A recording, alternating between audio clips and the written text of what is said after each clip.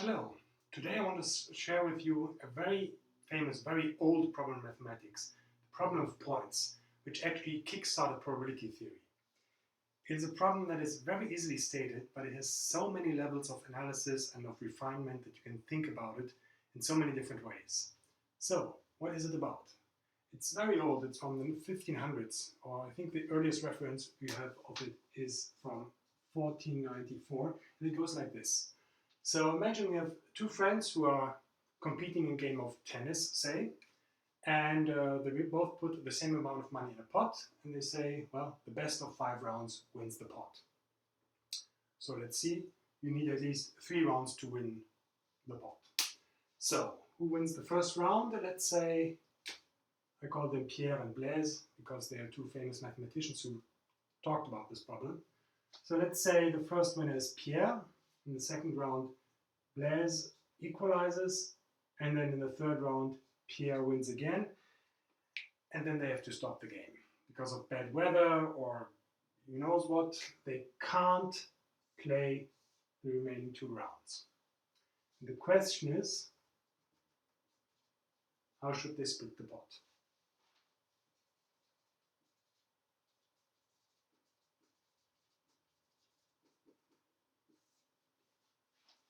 And this was grounds for debate for many mathematicians all throughout the early modern age. And if you think about it, it's not really a well-posed mathematical problem. I mean, there's no formula. There are many different ways of thinking about it and making arguments for or against either way. So, for example, the first level of analysis would be, well, obviously, Pierre is ahead. Pierre is a sort of already has an advantage, has a lead. So the first level would be Pierre takes all of it, and Blaise takes nothing. But maybe Blaise might say, well, hang on. Yeah. Obviously, after 3 rounds, either of us was going to be ahead. So it's just a fluke. Yeah. We don't know what's going to happen next. I mean, we just can't tell who would have won the best of 5 rounds. So let's just, split it evenly and say, pretend this never happened. So let's split the pot half and half. Well, you could make a case for that, but there's no mathematical argument that you have to decide between these two. Another solution that was proposed by the original author, or the earliest reference we have of it, by Luca Pacioli, is to take the ratio of points that are already there, so that's 2 to 1, and use just that as the ratio how to split the pot. So that's the third level. Split it, well, 2/3 to Pierre and 1/3 to Blaise. You can think further. Because the ultimate goal here is to decide what is fair. What is fairness in this? Yeah? I mean, there's no mathematical formula for fairness, but you can think about ways of splitting the pot that are more or less considered fair by both parties. And the goal is to find a solution that is maybe not even, yeah, or maybe not absolute, but something in between that both parties can live with and say, okay, that sort of reflects what we were going about when setting up these rules. So what happened? In 1654, this problem was picked up again by, well, Blaise Pascal and Pierre de Fermat. And Fermat had a very peculiar solution to this that was quite new, a quite new way of thinking about this. Which was to say, well, let's not count what has happened. Let's count what would have happened in the last 2 rounds. So here's the fourth way of solving this problem. There's going to be 7 ways in total, actually. So the fourth way of thinking about this is to say, well, let's imagine all the possible ways the game could have continued. Well, in half of the cases, it would have been Pierre that had won the 4th round,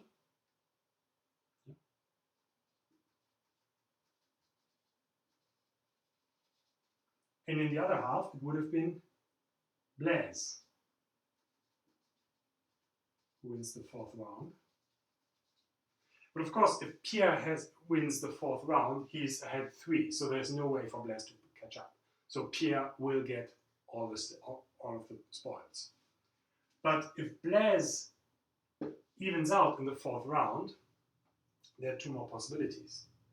So either, and I like to represent it not as a tree diagram, I could do the same thing, but split it like this, say, in this possibility of Blaise winning the 4th round, on the 5th round, he could have, well, Blaise still wins the 4th round, but then Pierre wins the 5th round, or it's again Blaise who wins the 5th round. So overall,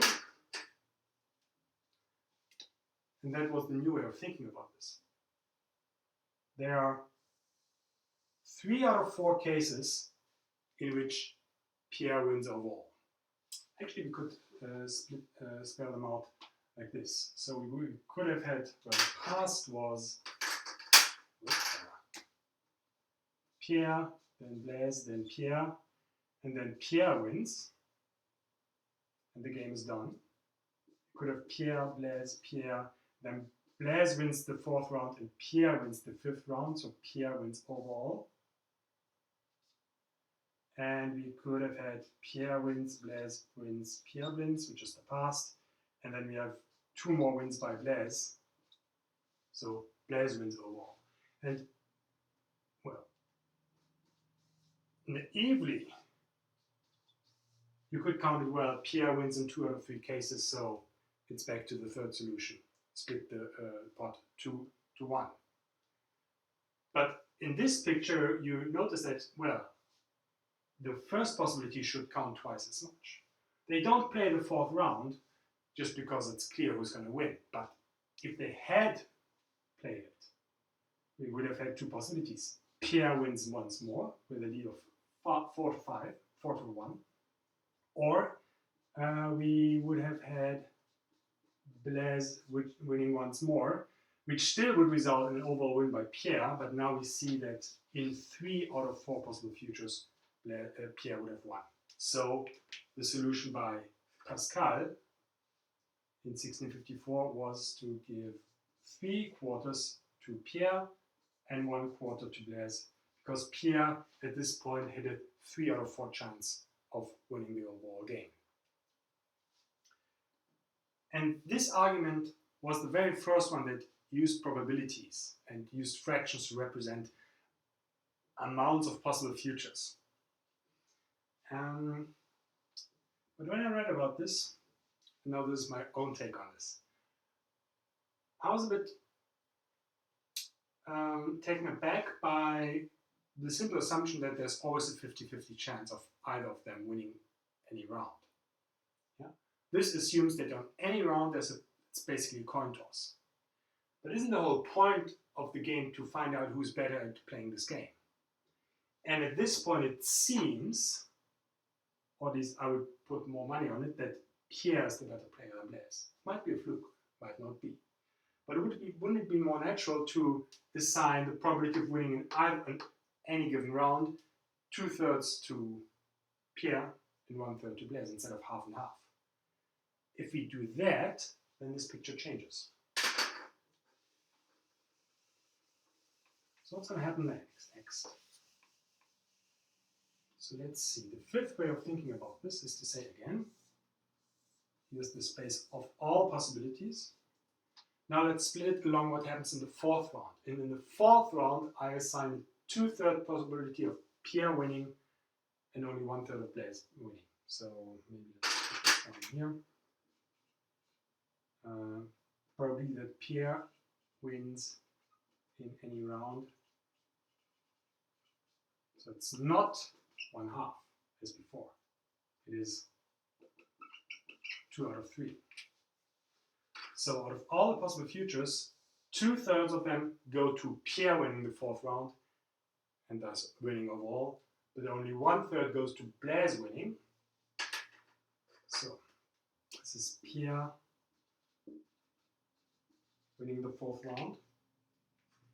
And then, well, if he loses and Blaise equalizes, Pierre still has a 2/3 chance of winning the overall game in the last round. So this is Blaise wins the 4th round, but Pierre wins the 5th round, and only in this tiny little future Blaise wins the 4th and the 5th round, and that's overall. So the overall chance of Pierre winning is, what is it? 8 out of 9, right? Because this is only 1 out of 9. So the probability that Blaise wins overall is 1/3 of a third, so 1/9. So the probability that Pierre wins overall is 8 out of 9. And that's how you should split the pot, right?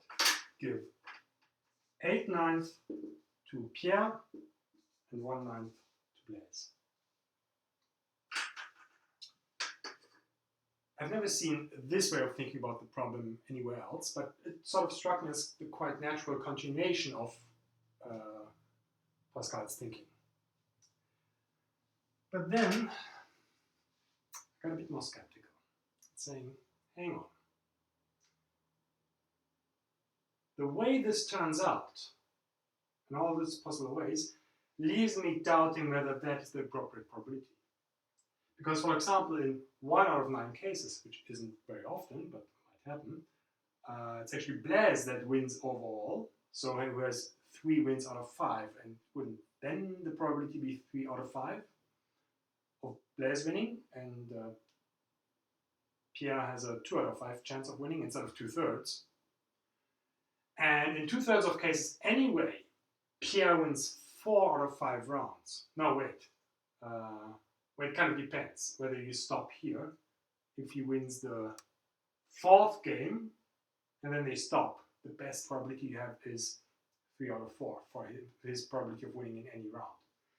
If you continue, it might still change. So what is the proper way of estimating the probability of, say, Pierre winning in any round? Yeah? At this point, just saying, well, it's about 2/3, that's only partial information. We should continue all the possible futures and then trace back to what probability we should assign to Pierre winning. So that's the 6th way of thinking about this. And I mean, I get it if you're skeptical, because isn't it sort of circular? You need a probability, estimate the probability for Pierre winning in any given round, and then in the end we sort of let the game play out, and only at the end do we have enough data to model the probability of any round. And it is circular, that's true, but that's what leads us to an equation. So what's happening? So we have 4 possible outcomes. Let's say, let's call P the probability of Pierre, lots of P's here, winning any round, any given round. Right? So we have 4 outcomes. We have, hang on. We have, that's the past. Pierre, Blaise, Pierre, and then Pierre wins, and Pierre wins once more. We have Pierre, Blaise, Pierre, and then we have Pierre winning and then Blaise. We have Blaise, Pierre, and then we have the ultimate underdog story, Blaise winning, catching up and winning overall. Now, what is the probability of these 4 things happening?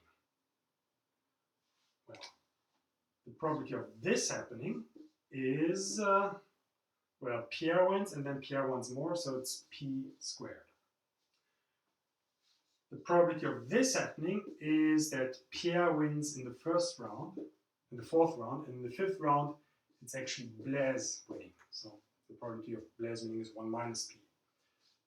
Here it's very similar. Well, technically it's 1 minus p times p, but numerically the same. And the probability of Blaise being the underdog and catching up is 1 minus p squared. Right, where's the equation? Well, the way I see it, and you can argue with me, is that, for example, once this scenario has planned out, we have enough data to say that the probability p should be 4 out of 5. And here it should be 3 out of 5, and here it should be 3 out of 5, and here only 2 out of 5. Okay? So maybe let's put an estimation for p, an estimate.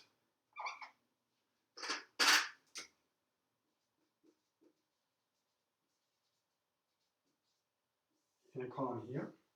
And so here our best estimate is, what did we say, 4 out of 5. And here it's 3 out of 5, here it's 3 out of 5 as well, and here it's just 2 out of 5.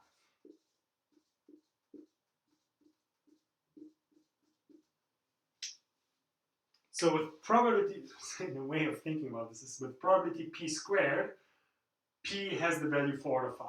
With probability p times 1 minus p, its probability is 3 out of 5. With this probability, p has this value, and with this probability, p has this value. So the expected value for p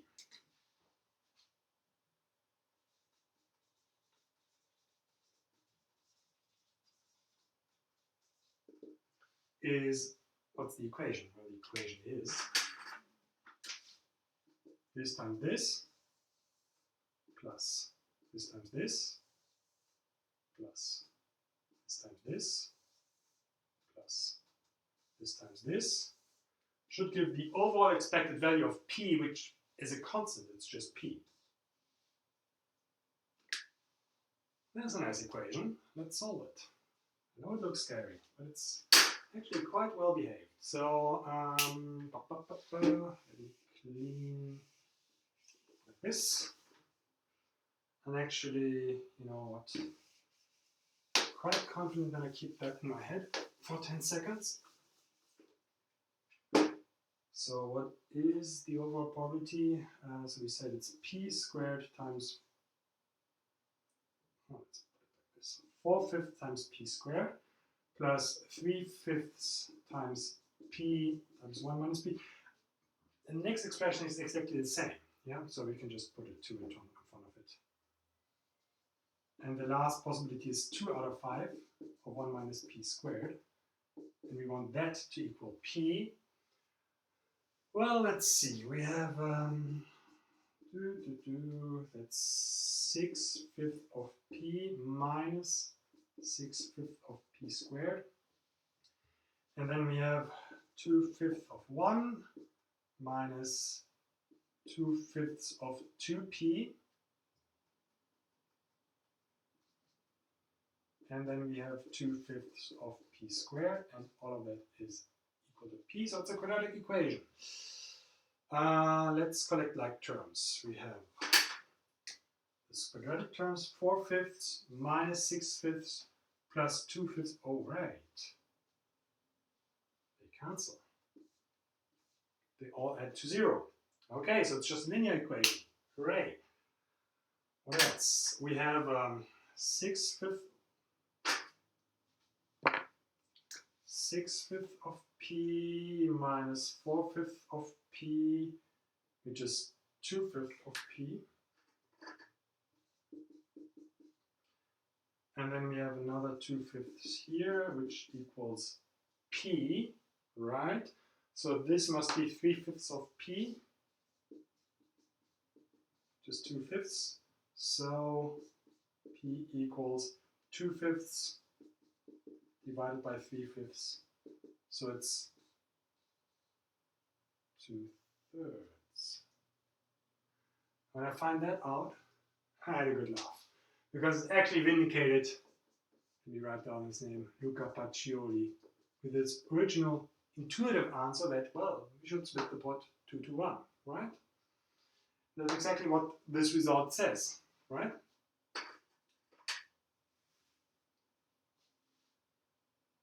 Does it though?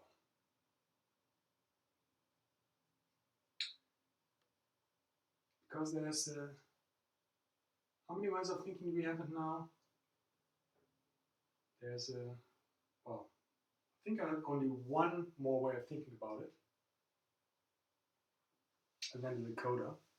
So the sixth way of thinking about it is, hang on. What do we want to split the pot according to? Are you looking for the answer to this question? Yeah, let's find our best estimate for, say, Pierre winning in any given round, and well, our best guess at this point, even if we refine it, is still 2/3, and that's how we should split the point. Or do we want to split the point according to the overall winning probability? So that's the sixth way of thinking about it. What is the probability that Pierre wins overall?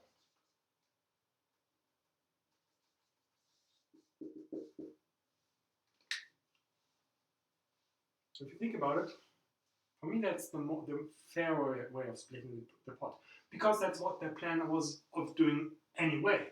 Yeah, their plan was to play 5 rounds and then give all of the money to the person who has, well, won everything. So at this point, say Pierre wins overall, then at this point the probability of Pierre winning overall is 1. So Pierre gets all the share of the